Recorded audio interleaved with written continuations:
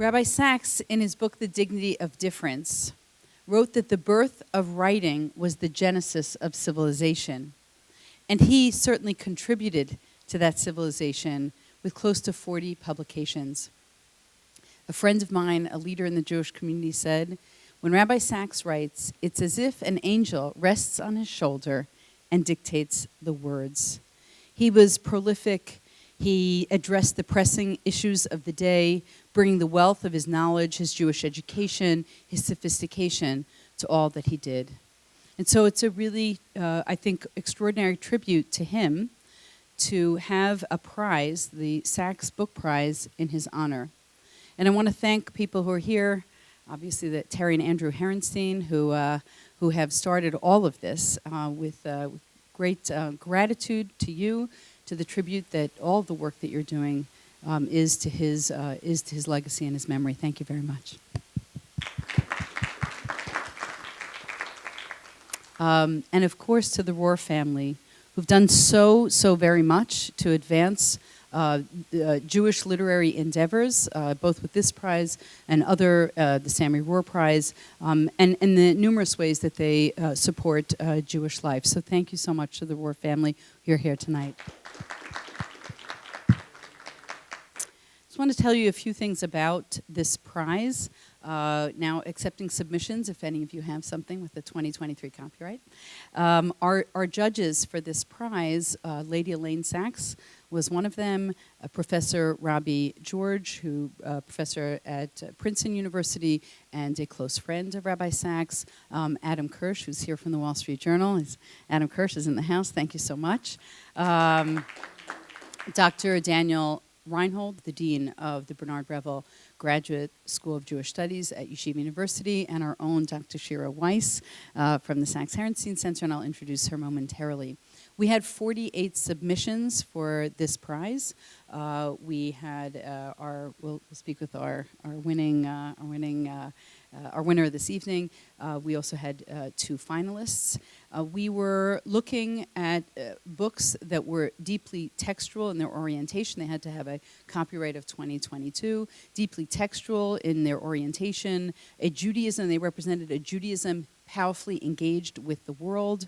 There was the category of the elegance of writing style, how sophisticated the book was, how original the book was, how relevant the book was, and a book that would be a contribution to Jewish thought and scholarship. And we found that in Daniel Matt. Daniel Matt, your book, Becoming Elijah, which we'll learn about, was an extraordinary work of scholarship and so relevant to this Passover season. Before I introduce Daniel Matt, Dr. Matt, and Dr. Weiss, I want to welcome our president, President Ari Berman, whose brainchild this prize was, and thank him for coming and for all that he does for our institution and also for the Jewish people.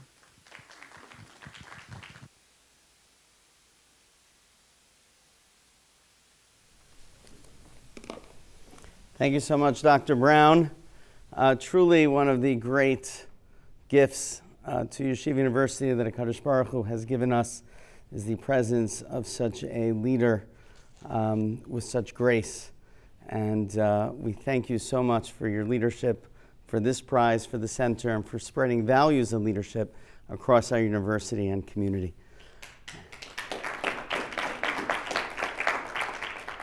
It's really an honor to be here and address this esteemed group, to acknowledge this amazing award, and writer, Dr. Daniel Matt, to welcome the Rohr family. I'm so happy to have met the Machatanim now. Now I see this is a fun family, and to welcome all the children, Helen Nash, the whole entire family who's here celebrating this tremendous evening. I also want to acknowledge the presence of one of our premier alumni who've made a huge impact in the world, a role model to me personally and to our entire institution, and that is Rabbi Dr. Haskell Lookstein.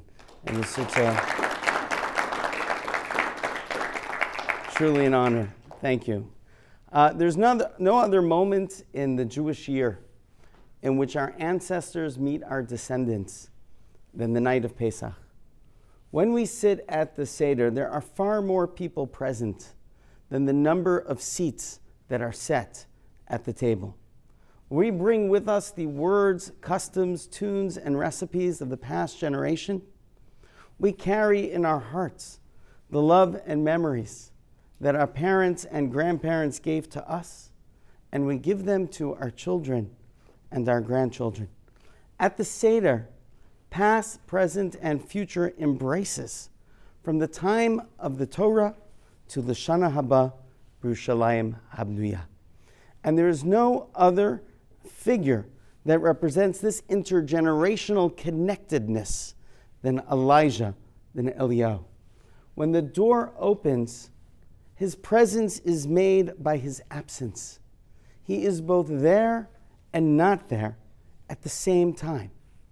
He's a virtuoso of the in-between, as Dr. Matt has said to me before, as both a person of history and a harbinger of redemption, invited to every bris milah. He represents the continuity of the past and the future.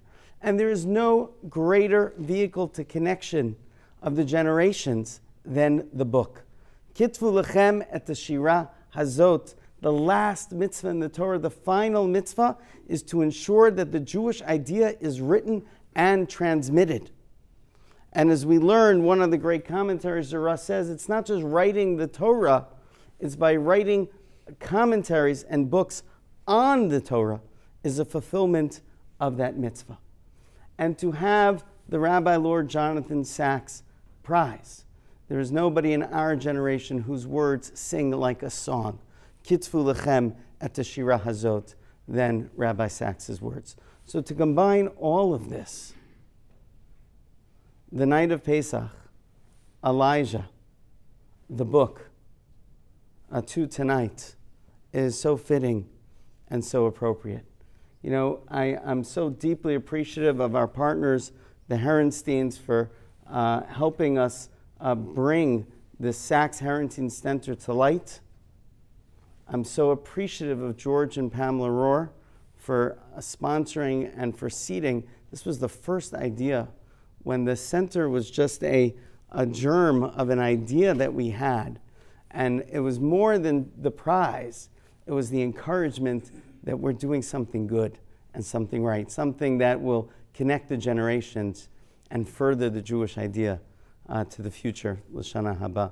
So it's really an honor to be here and to welcome you all, and I'm sure you'll have a wonderful evening. I look forward to the conversation and many continued conversations many nights ahead. Thank you so much. Mazal Tov.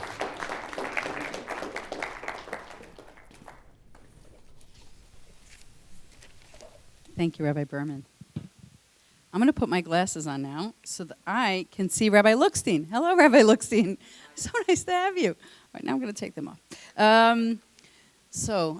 We have with us Dr. Daniel Matt, who's a scholar of Kabbalah and the translator of the Zohar. He's published over a dozen books, including The Essential Kabbalah, which is right there on my bookshelf. I use it often, and God in the Big Bang, Discovering Harmony Between Science and Spirituality.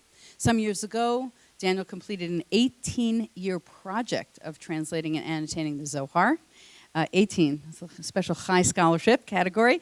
In 2016, Stanford University Press published his 9th volume of the Zohar, Pritzker edition, concluding the Zohar's main commentary on the Torah. For this work, Daniel has been honored with the National Jewish Book Award and a Koret Jewish Book Award. The Koret Award hailed it as a monumental contribution to the history of Jewish thought. Daniel received his PhD from Brandeis University and for 20 years served as professor in the Center of Jewish Studies at the Graduate Theological Union in Berkeley, California. He's also taught at Stanford University and the Hebrew University of Jerusalem. Currently, he teaches Zohar online. If you're feeling up to a mystical evening, we can discuss that with you later. For those of you who brought the book with you, would you be willing to sign a few books? We're done? Okay, fantastic. Dr. Shira Weiss is the Assistant Director of the Rabbi Lord Jonathan Sacks-Herenstein Center for Values and Leadership, and I I have the great privilege of working closely with her. She teaches Jewish thought at Yeshiva University's Bernard Revel Graduate School, has previously taught at Stern College for Women. She oversees admissions and curricular innovations at the Frisch School, where she served as assistant principal. Dr. Weiss holds a PhD in Jewish philosophy from Revel and an EDD from Azrieli, a BA from Stern College, and has been awarded fellowships from the National Endowment of the Humanities, the Templeton Foundation, Oxford, and Ben Gurion Universities. She's the author of Joseph Albo on free choice and ethical ambiguity in the Hebrew Bible, one published by Oxford and one by Cambridge, co-author of The Protests of Job, an interfaith dialogue from Palgrave, as well as articles in academic journals and anthologies. And I'm honored to say that we have just co-authored an anthology, co-edited an anthology on happiness in the thinking of Rabbi Sacks, which was from Palgrave Macmillan, Ode to Joy. We hope that'll come out in the summer, so look out for that. Dr. Matt, Dr. Weiss.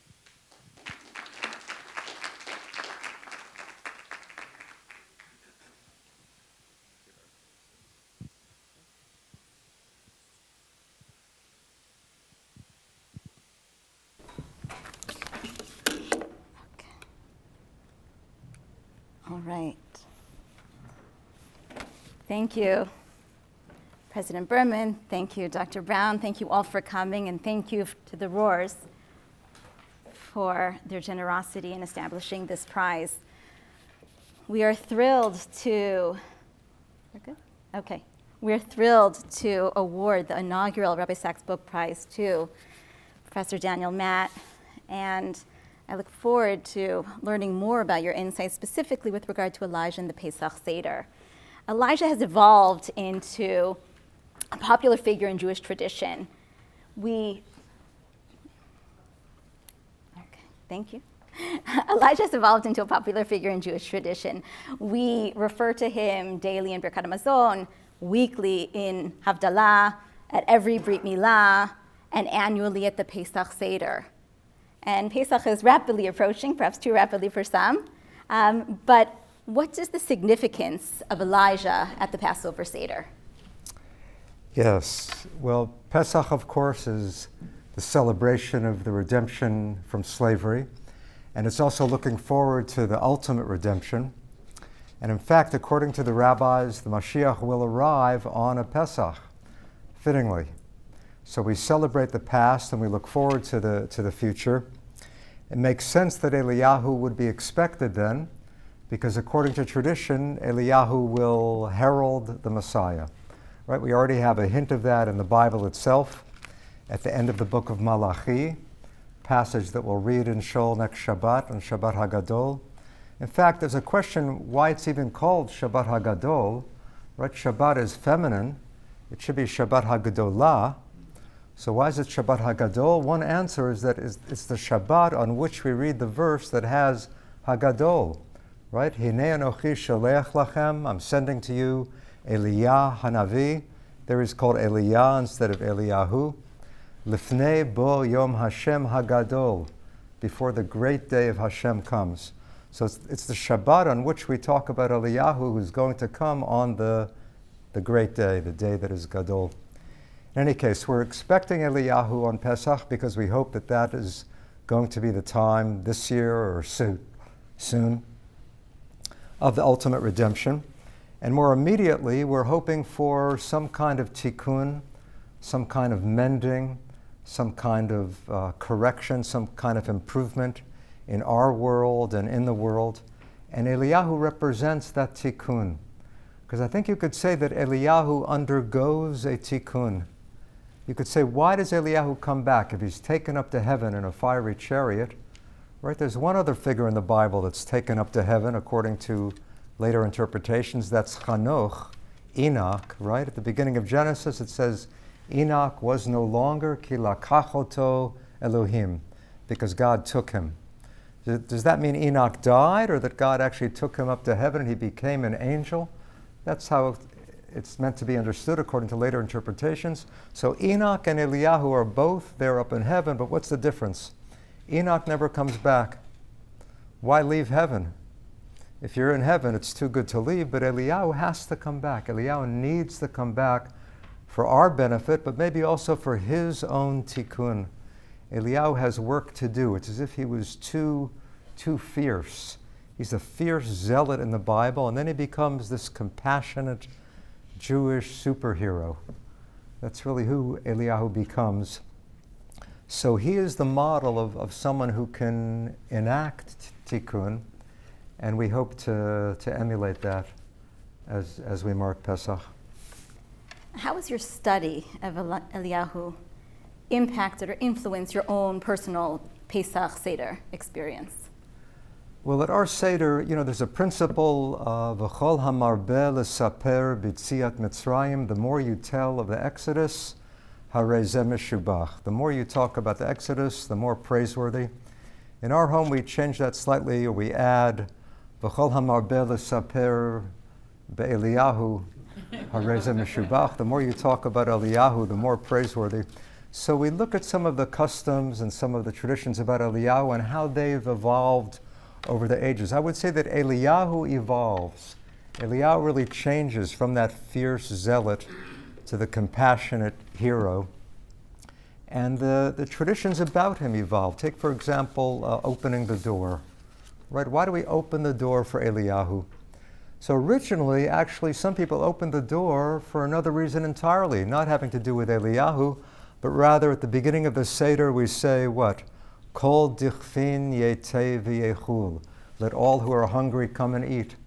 And some people would open the door so that the hungry would come in. But then you have gradually the idea that, for example, Pesach is known as Leil Shimurim, the night of watch, right? The night of vigil, meaning that God is watching out for the children of Israel already in Egypt and through the generations, and we're participating in a vigil. We're staying up pretty late to mark this momentous Yetziat Mitzrayim, the Exodus. And it became a custom that since God is protecting us, you can actually leave the door open. So some people would leave the door unlocked or leave the door unopened, not having to do with Eliyahu, but because we're being protected. But listen to this. This is something that someone says, very famous teacher Nissim Gaon in the 11th century. And he says, I saw that my father would not close the doors of our house at all. And until now, this is our custom. And on the night of Pesach, the doors of the house are open. When Eliyahu comes, we'll go out to greet him quickly, without any delay. So it's not opening the door so Eliyahu will come in, it's opening the door so if he comes, we can get out right away and greet him. So gradually the door was opened for Eliyahu and for Eliyahu to come in. And I'll talk a little bit later about another sense in which this opening the door has meaning. So that's some of what we discussed at our Seder. You mentioned to me previously that your motivation in writing the book was to redeem Elijah for yourself. You recounted as a child waiting, anticipating for Elijah. What do you mean by that motivation? Yeah, to redeem Eliyahu. Being a rabbi's son, it was kind of hard to get away from Elijah. Of course, the Seder, and an occasional Brit Milah, circumcision, Havdalah, weekly. In fact, at our home, Shabbat afternoon, as we were preparing to say goodbye to the Shabbos Queen, we'd gather in the living room and tell stories and sing songs. One song in particular, it's not an ancient Jewish song, and my father discovered it when he was young. I'm sure many of you know it, Al Sfat Yam Kinneret. It goes, Al Sfat Yam Kinneret, Armon Rav Tiferet, Gan El Shamnatua,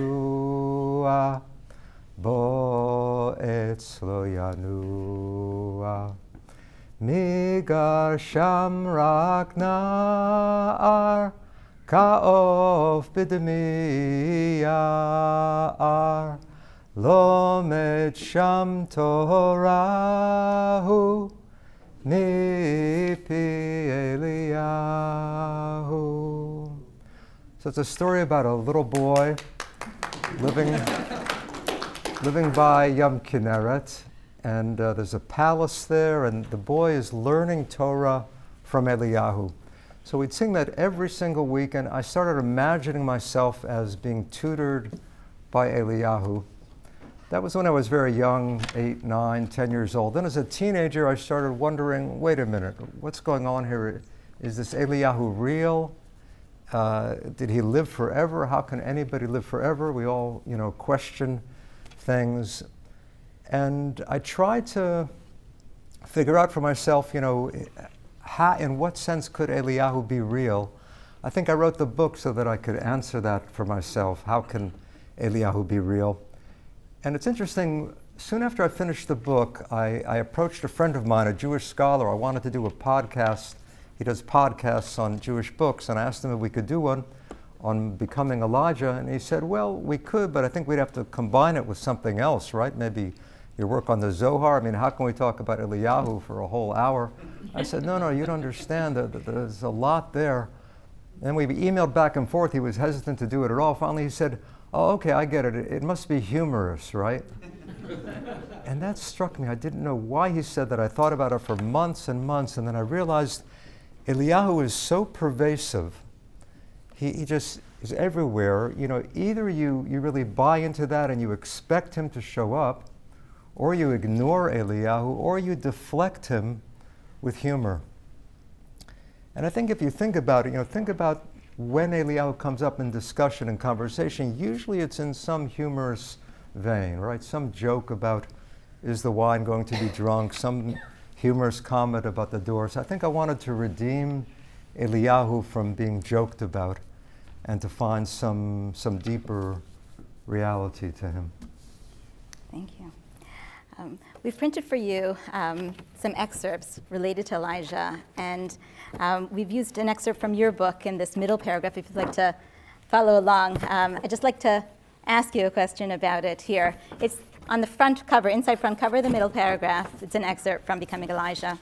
And you write that on Passover, Elijah is literally liminal, expected to appear on the threshold, anticipated at the doorway. He mediates between home and community, between private space and the wider, uncertain world. He links the ancient liberation from Egyptian slavery with messianic deliverance, bridging the chasm between this unredeemed earth and the final redemption. Memories of Elijah and the Seder can be bittersweet, recalling the annual disappointment of not finding him at the door. Once before Passover, according to a Hasidic tale, the disciples of the Kotzker Rebbe complained to him about this. He promised them that Elijah would be revealed to them at the upcoming Seder. On the first night of the festival, the room was full, the atmosphere charged, with Elijah's cup waiting on the table. The Seder proceeded, and finally the door was opened. What happened next left the disciples astonished. Nothing. No one appeared. Crushed, they turned to their Rebbe, whose face was beaming. Seeing their distress, he asked, "What's troubling you?" They told him. "Fools," he thundered. "Do you think Elijah the prophet enters through the door? He enters through the heart." My question to you is, how does Elijah enter through the heart? Mm-hmm. Well, first, about his being liminal, that beautiful word which literally means on the threshold. So it certainly fits for Eliyahu, expecting him to come in the door, through the door. And he's really the master of the in-between, a virtuoso of the in-between, bridging heaven and earth. Right? He goes up to heaven, but he's in the yeshiva Shamala, he's in the heavenly academy. He reports to earth what's happened. He's really the mediator between the human and the divine. And he's carried by the Ruach. Right? Ruach appears again and again in Sefer Malachim, in the Book of Kings, about him. He's taken up to heaven in a whirlwind. And earlier you have King Ahab's servant who says to Eliyahu, "I better not lose sight of you." Why? Because Ruach Hashem Yisa'acha al asher lo eda. The Ruach of God could carry you off to I know not where. Literally, to I know not where. So Eliyahu is someone who can be carried away. Gradually through his post-biblical career, he learns how to navigate the Ruach. In fact, he learns how to communicate the Ruach. He really is the personification of Ruach HaKodesh. He's the one who enlightens spiritual seekers. So he's in between, but he's carrying that message. And in terms of entering in the heart, to me, one of the most meaningful things about Eliyahu is the Hasidic interpretation, we'll talk about a little more later, what's called Bechinat Eliyahu, a quality of Elijah, an aspect of Elijah. Each of us has an aspect of Elijah.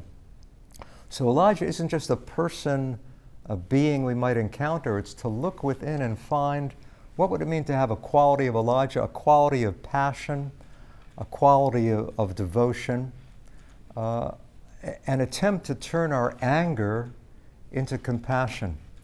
Eliyahu finally learns to transmute his rage into compassion, and that's something we can do. I think if we can work on discovering that Bechinat Eliyahu, in that sense, we discover Eliyahu within. Rabbi Jonathan Sacks, for whom the book prize was named, and whose legacy we perpetuate through all our activities, thanks to the Herensteins in the Sacks-Herenstein Center. Rabbi Jonathan Sacks, in Covenant and Conversation, describes the cup of Elijah as a reminder of what the Jewish people have lost and what they still hope to gain. If you look in the back of your pamphlet, Rabbi Sacks writes, "The drama of the fifth cup now becomes apparent. Pesach represents the start of the great journey of Jewish history, from slavery to freedom, Egypt to the Promised Land. What then became of it after the destruction of the Second Temple, the failure of the Bar Kokhba rebellion, the Hadrianic persecutions, and the long, tragic series of events that led to the greatest exile of Jewish history? Could Jews celebrate freedom under such circumstances? The very festival that spoke of liberty gained became for almost 2,000 years a poignant reminder of what the Jewish people had lost: freedom, a land, a home. A new phrase was born: next year. This year we're slaves, next year we'll be free. This year we're here, next year in Israel. The past became the future. Memory was transfigured into hope. It's not too much to call the Jewish people the people of hope. What had happened once would happen again. As the prophets of exile said, there would be a second Exodus. The loss was only temporary. The divine promise was forever. It was in this context that the debate over the fifth cup arose. Jews could speak about the 4 preliminary stages of redemption, but could they celebrate the fifth, Veheveti, I'll bring you to the land? This is the debate between Rashi, Rambam, and Ravid. Rashi says one should not drink a fifth cup. Rambam says one may. Ravid says one should. Hence the extra cup at the Seder table. Out of respect for Rambam and Ravid, we pour it. Out of respect for Rashi, we do not drink it. According to the sages, unresolved halachic disputes will one day be resolved by Elijah. Hence the fifth cup became known as the cup of Elijah. Now, though in the Bible you write how Elijah saw everything as black and white, but in his later phase of existence, he realizes that conflicting views can sometimes be equally true, and declares in the Talmud, both these and those are the words of the living God, eventually paving the way for the Messiah. He'll harmonize disputes. So the biblical zealot, as you wrote, who slayed his opponents, will come to make peace in the world. Why is the cup of Elijah considered the cup of hope? You know, this cup is so interesting. So Kos Eliyahu, opening the door, the cup of Elijah, those are certainly the 2 main elements relating to Eliyahu at the Seder. So what's going on with the cup? That too really evolves gradually. It's a relatively recent custom. By recent, I mean about 700 years old. And it's interesting how that enters and how rabbis try to explain it. You know, this often happens. There's a custom, and then later the rabbis try to explain the custom. So there was a custom of having a cup, and we'll see in a moment that 4th or 5th cup. But listen to this. This is an interesting comment by someone writing in the 15th century. This seems to be the first time we ever find in any Jewish text a reference to the cup of Eliyahu. The 15th century, never in the Talmud or Midrash, never earlier than this. This is a man named Zelikman Binga, a Talmudic scholar, 15th century in Ashkenaz. I've seen some people on the night of Pesach who pour a special cup and place it on the table, saying that this is the cup for Elijah the prophet, and I don't know the reason. Okay, he admits he doesn't know the reason. Okay, this is just 700 years ago, 600 years ago. But it seems that the reason derives from this. If Elijah the prophet comes on the night of Pesach, as we hope and expect, he too will need a cup. It's very practical. For even a poor person among Israel must drink no less than 4 cups. And if the cup isn't ready, we'd have to prepare it for him, which might delay the Seder. What could be worse than delaying the Seder? Okay, maybe it's Motzei Shabbat, we're not even starting till 9:30. You don't want to look around for a cup. Is there a kosher Pesach cup? You have to have a cup ready for Eliyahu because we expect him to come. So that's his explanation. Now, a couple hundred years later, it's still not a widespread custom. 17th century, here's what a Sephardic rabbi says. It seems this is the custom I saw among a few Ashkenazim. It's not even yet a widespread custom. He hasn't heard of it until now. To leave on the table 1 empty cup in which to pour all the wine left over in the cups of those reclining there after they have drunk at least the required minimum from their cups. This cup is called the cup of Eliyahu the prophet, Zachor Latov, gratefully remembered. This custom pleased me, and I follow it. From the remains of those cups poured into this cup, I drink during the meal. So the cup isn't there from the beginning. The cup is gradually filled by the people as they drink their cups. Whatever's left over is poured into this larger cup. So this gradually evolving custom. And the most interesting thing, I think, is what you referred to with Rabbi Sacks talking about the 5th cup. There's an argument in the Gemara, should there be 4 cups or 5 cups? This isn't so clear from the printed versions of the Talmud, but from manuscripts of the Talmud, we know that Rabbi Tarfon said there should be 5 cups, and the other view is 4 cups. Again, it's not decided, should there be 4 or 5? This is left as an open question. So what does the Gaon of Vilna say, the greatest Talmudic authority of the 19th century, whose name was Eliyahu? He had a special relationship to Eliyahu the Gaon of Vilna. This is what he says, really in line very much with what Rabbi Sacks was saying. We have the custom of pouring a 5th cup and calling it the cup of Elijah the prophet. The reason is that there's a dispute in the Gemara over whether one needs a 5th cup, and the halacha is not determined. When Elijah comes, the doubt will be clarified, right? That's one of his main roles, to determine the halacha when he finally arrives. Therefore, based on this doubt, the cup is poured but not drunk, and it's called the cup of Elijah. For when he comes, all doubts will be clarified, including this doubt. Okay, so it's really not for Eliyahu. The cup is for us to drink if we should drink it. For now, we leave it there. We don't drink it, but we pour it. And we're hoping Eliyahu will come and tell us whether we should drink it or not. So this custom evolves gradually, and now finally we pour it for Eliyahu and leave it there. That idea of teku, right? This formula you find in the Talmud, teku, which means simply let it stand, may it stand. In other words, may this argument should be left unresolved. You find that 300 times, over 300 times in the Talmud it says teku. Has nothing to do with Eliyahu, but later medieval authorities said that word teku stands for tishbi, yitaretz, kushiot, uva'ayot. The tishbite, Eliyahu HaTishbi, he will come and resolve all questions, all dilemmas. So Eliyahu will eventually come and tell us what the halachic decision is, or help us to determine it. And that term fits so well for him. Now, why is it a cup of hope? I think you might say Eliyahu is the embodiment of hope. He really enabled Jews to believe the Mashiach will come, right? It's hard to picture the Mashiach. You know, for a Christian, it's not so hard to picture the Mashiach. Okay, he was a good Jewish boy. For Jews, it's very hard to picture the Mashiach, and I think Eliyahu enables us to picture the eve of the Mashiach. We can imagine Eliyahu a little more clearly. I think he really enabled Jews to hope and to maintain their hope and expectation.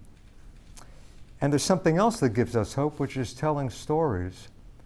Telling stories is really what keeps us going in so many ways. You could find the rabbis saying that. You could find Yuval Harari in his book Sapiens saying that. The ability to tell stories and to build your community around a shared story.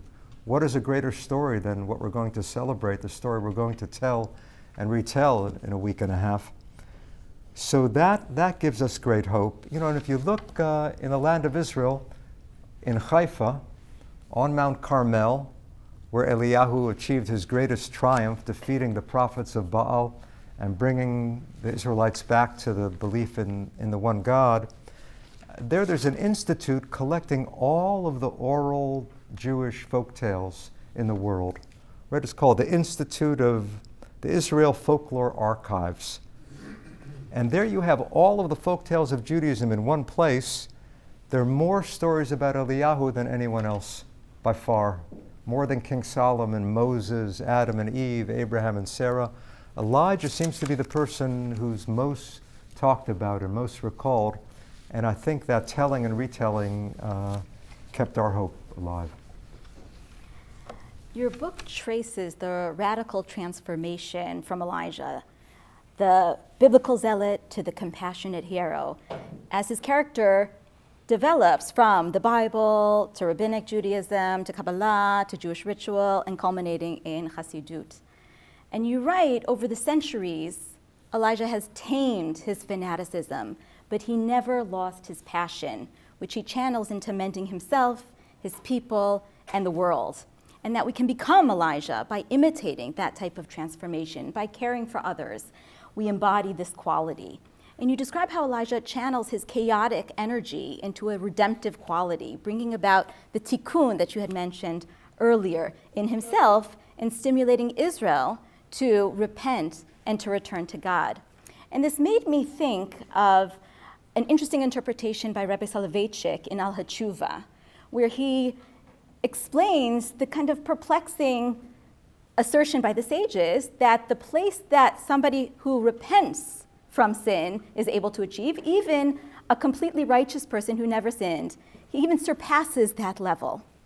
And so Rabbi Soloveitchik in Al-Hatshuva explains that two forces repose within the soul of man, destructive and constructive forces. And he says that constructive forces, like love, generosity, they're by and large more static, more passive. But destructive forces like anger or jealousy, those are by nature more aggressive, more dynamic. And Rabbi Soloveitchik interprets that assertion by the sages to mean that a repentant sinner is able, if he shows himself worthy, he's able to take the dynamism, the aggressiveness from those destructive forces and channel them in constructive ways. In Rabbi Soloveitchik's words, he says the very same hunger and zest which drove him to do evil and sin can be utilized to do good and observe the precepts. Now he has the capacity to sanctify these forces and to direct them upwards. So how would you relate this idea to Elijah? How could Elijah be seen as a model for how we're to deal with our negative traits? I think that's really Elijah's great strength. He turns that rage and that jealousy to, he channels it in a constructive way. He really is a master of teshuvah. That essay by the Rav is on repentance. And you could say Eliyahu was the greatest Baal teshuvah. He was a master of teshuvah. Some authorities connect this with the word veheshiv, right? In that same verse at the end of Malachi, veheshiv levavot el banim. God, Eliyahu will restore fathers' hearts to their children, children's hearts to their fathers. So restoring, returning, he is the master of teshuvah. Even the name Tishbi, HaTishbi, some authorities claim that Tishbi is a hint at teshuvah. And he brings Israel back to teshuvah. Now, of course, the greatest time of teshuvah is not Pesach, but is Rosh Hashanah, Yom Kippur, the 10 days of teshuvah. Eliyahu doesn't seem so prominent there, but actually he pops up there too. What's the culmination of the holiest day of the year? Yom Kippur concludes with Ne'ilah.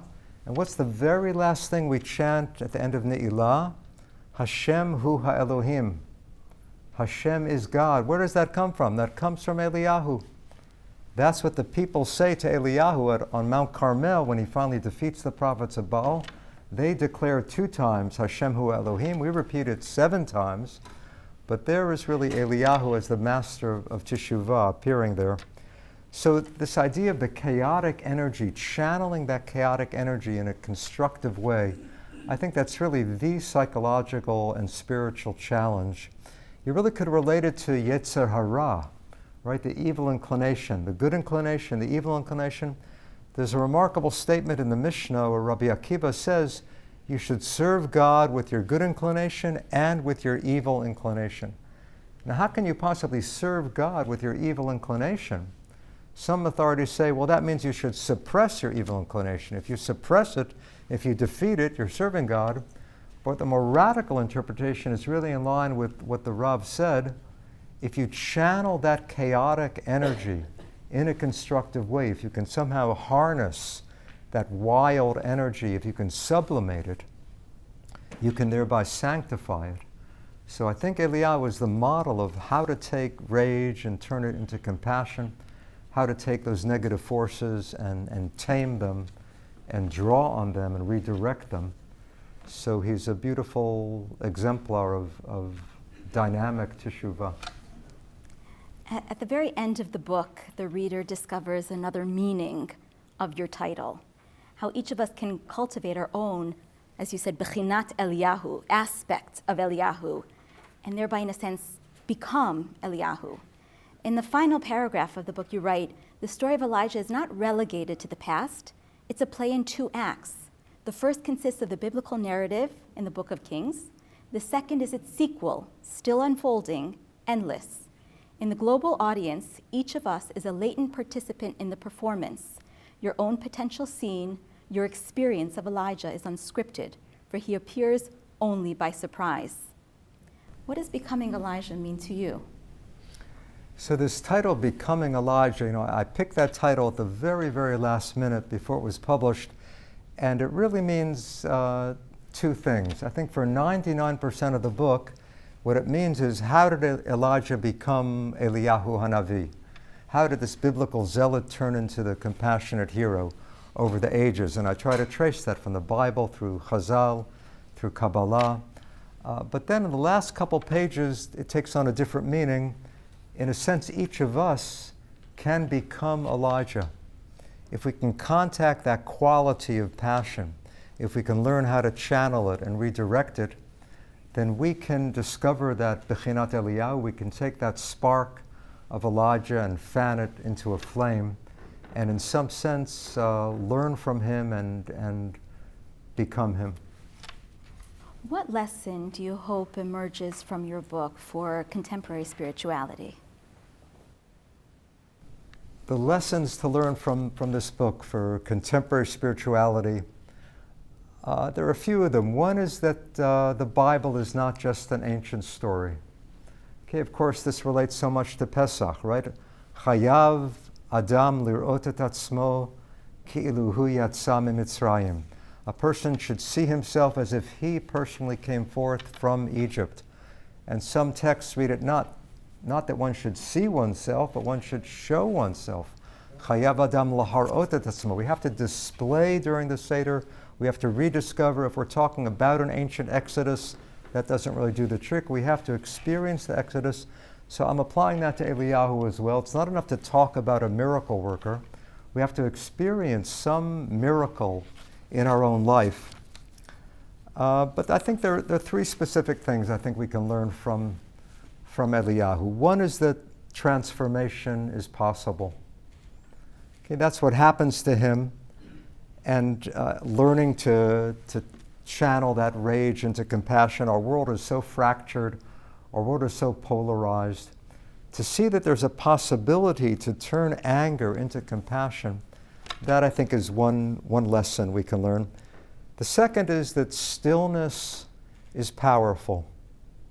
Right, that amazing experience on Mount Sinai, right? Elijah in some ways relives the career of Moses in certain ways. He wanders for 40 days and 40 nights, finds himself at Mount Sinai, and God reveals himself to Elijah. But how does God reveal himself?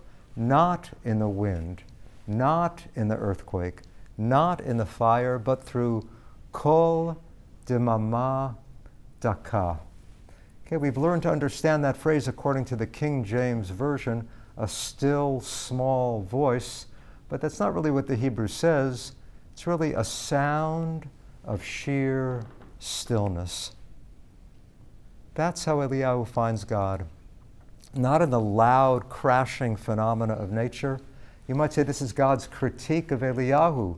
Don't just, shout at the people. Don't castigate the people. Gentleness can be more effective in reaching the people than yelling at them.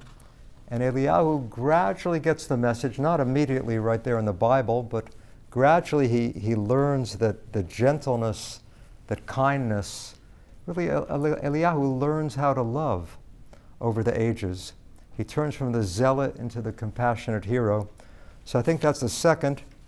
And the third is something remarkable, how normative halachic Judaism is potentially mystical.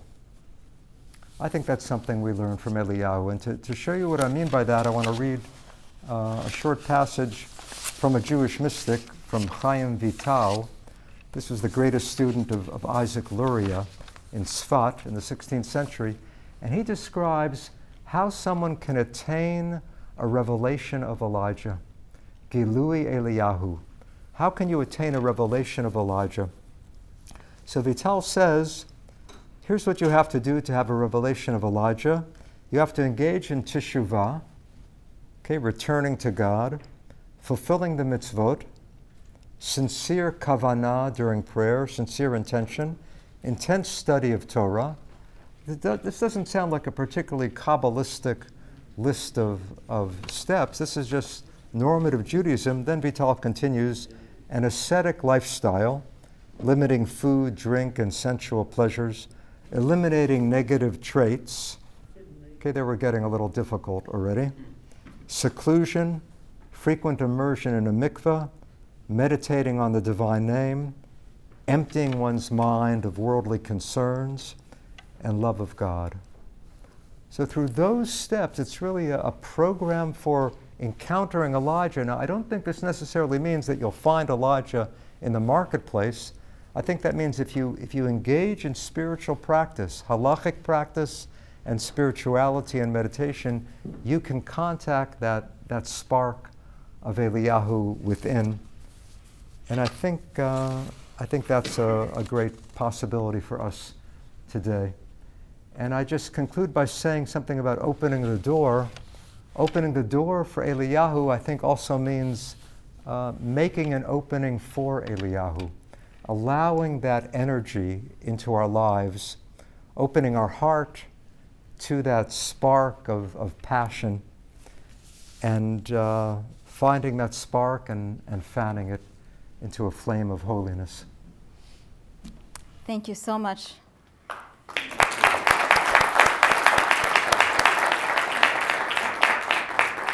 On behalf of the judges of the Rabbi Sacks Book Prize, Becoming Elijah was a unanimous choice, and it really, really reflects a tremendous contribution to Jewish scholarship.